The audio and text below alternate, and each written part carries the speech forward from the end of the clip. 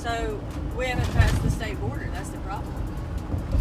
I think we're crossing it right now. They're getting us on this thing. Where are we? Chicago. We're in Chicago today.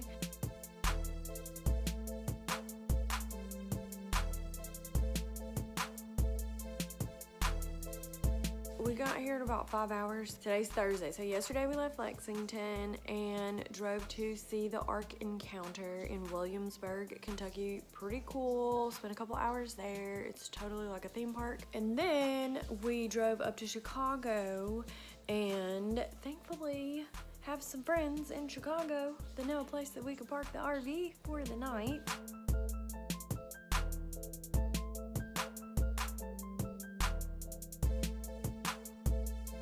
It's really cold here. I don't have any water in the RV, so we actually didn't stay in the RV because if it's getting to 7 degrees below, I really just don't want to take chances on the pipes freezing up, and so we just haven't had water in there because it's been like a polar vortex. And I don't know if you saw the stuff about Chicago where they were literally walking outside and their clothes were freezing in place. That's how cold it was here. It was like negative something. I don't do cold.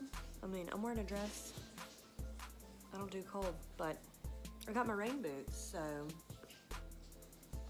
hopefully those are gonna work out for me. We have the Dollar Tree meeting today, and then we'll probably venture out into the city and see what's up.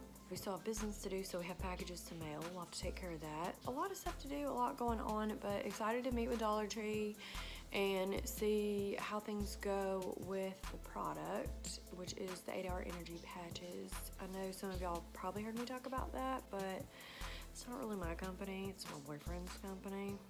But you know, smart people are usually the ones behind all the great stuff that goes on.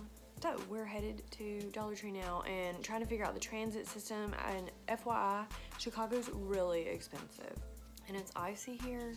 So I didn't want to get the smart car out and drive it. So some people would be like, why aren't you driving the smart car? And it's like, well, I'm not driving the smart car because it's icy and cold and I don't want to damage my car. My smart car is my favorite car in the whole world. So I'll let you know what goes on for the rest of the day. Nothing really exciting happened yesterday that I can think of, except the tolls. That was one thing I will tell you. In Chicago, they have a toll road. I think it was like 93 or 90. It said toll. I didn't really think about it too much, but the trailer for the smart car actually has like wheels that expand out to the side of the car. So it barely fit through the toll, to the fact where I had to get out and it took us like 10 minutes to get through the toll. I'm not kidding. I should have took a picture, but we probably will never go through another toll again with the RV and the smart car. But we'll see what happens today. Hopefully Dollar Tree goes well, and yeah. You know, we usually don't know stuff immediately when we go in there. And before I forget, a lot of people want to know about how to park the RV in Chicago. I did a lot of research before we came here. So RV parks are actually about an hour outside of the city, and no joke, even if you're in the city, it takes like an hour to get into the city, whether you drive or take the train or anything. And the other part is, if you choose to drive, then that means that you got to pay for parking. Parking here is like $55, and I know you hear all these great noises because that's Naveen in the bathroom, always photobombing all of my videos. But parking here is $55 probably for just one day for your car. No joke.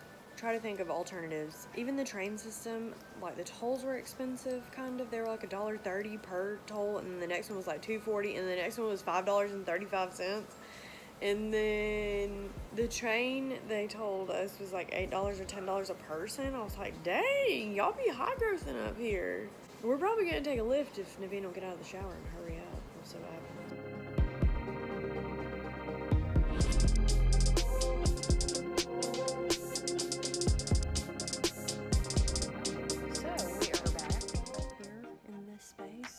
You're probably like, Brandy totally did not go to Dollar Tree. I went to Dollar Tree, but I was like, man, I should have got a video or a picture of the door, and then I didn't get a picture of the door. But I guess when you go to this stuff, like normally you don't really think about I needed a picture of the door, which is totally cool, whatever. But either way, the point of the conversation is we went to meet with Dollar Tree at the ECRM in Chicago. Some people might have said they sucked. I'm not going to say they sucked. I'm just going to say that they are not our customer. They would, if I was gonna sell a product to them, they're not my audience, they're not my customer, they're not my client base. And you're gonna say like, why would you say that, Brandy? Okay, so we came all the way out here to Chicago, and you have to understand, like, we sell a patch that is for $1. And let me find the patch. The patch is over here. Y'all have heard me talk about it. So we were gonna put this 8-hour energy patch out, okay? And so the energy patch is just like a transdermal Nicorette patch that you would put on your skin, and it gives you energy. 8-hour energy. And you know, take the patch and you take it out. But it's just like transdermal. Put the patch on, it gives you energy, but the difference is that it's actually like a nice product. You get 2 in a pack, even though it says 8-hour, it's really 4 and 4, okay? So 4 on 1 and 4 on 2. And then you have the full 8 hours if you want to do the full. But this is not a tutorial, because I'm not trying to do a tutorial on the 8-hour energy patch. I'm just trying to tell you what happened. So anyways, went to meet with Dollar Tree. But it got kind of crazy. Let me tell you how the day went. I'm not kidding. This is crazy. This morning, we hopped a Lyft, and we were gonna head to like public transit, and it just didn't work out. So then we were like, okay, well, a Lyft will be like $30.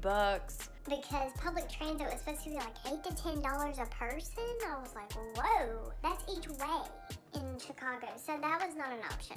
Hopped a Lyft, said, you know what, we need to get there on time. We left here at 6:37, and we still didn't even get downtown until after 8 o'clock. And here's the crazy part. So our Lyft driver picked us up here at this lovely condo that my friend Tim was super sweet to let us stay in. Thank you, Tim. But we stayed here and parked the RV over at his gym, and he's just been amazing at helping host us this weekend. It's been awesome. Went on the Lyft ride this morning, and it was kind of crazy. So we got kicked out of the Lyft. Who gets kicked out of a Lyft ride for just being a normal customer? He was like, hey, my navigation doesn't work, and you gotta go. Is that normal? I mean, I'm not sure. And then what's crazy is when you get Lyft up. They're like, hey, do you want us to unpair you? Well, of course I would love for you to unpair me, but I'd also like for you to give me my money back. When your Lyft driver told me, hey, I can't go to where you're trying to go because my navigation doesn't work, so just get out.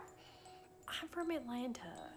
That's like, I don't know, but probably like 5 states away or something, okay? Well, our Lyft driver would never put us out on the street like that. That's just not normal. It's not normal. And we didn't have any protection, and it was super sketchy, and I just can't believe that Lyft would ever do that. Lyft, you suck. On the positive note, thankfully there was a lovely Chicagoan who said, hey, I'm gonna tell you where to go. You should just go across the street. I'm not sure where you're trying to go over there, but it's across the street. I know it's that direction, so just assume nobody's gonna rob you or stab you or anything, and you just go across the street. So that's what we did. He said he lived here for 5 months, so I just kind of took him for his word. He's like, hey, I'm pretty sure that Sheraton is across the street. I'm just not sure. Lyft driver kicked us out. We went across the street. We went to the Sheraton. We went to the ECRM. We went to the Dollar Tree meeting, and the story just like goes on and on because there's no point to it. We may or may not stay here tonight. I'm totally like not sure because it's gonna be, I'm not kidding, it's gonna be like 7 degrees. Like 0, 7. I don't know that I've ever been in a continent that had weather at that low of a temperature. I'm not kidding. I'm not sure that I've ever had weather at that low of a temperature. It's kind of weird. So you're probably like, how did the Dollar Tree meeting go, right? Okay, so the Dollar Tree meeting. You have to know your worth, and if you know your worth, then you would say, Bye, Dollar Tree. because you know that that's not your clientele. So if you know your worth and you know your clientele and you know your audience, then you have to understand who you would and wouldn't do business with. And as many people as we've met with Walmart, we've met with Dollar Tree and CVS and Walgreens, we talked to Amazon, the list goes on. If you want to have your product in a store, it's totally feasible. You can do this. It's not hard.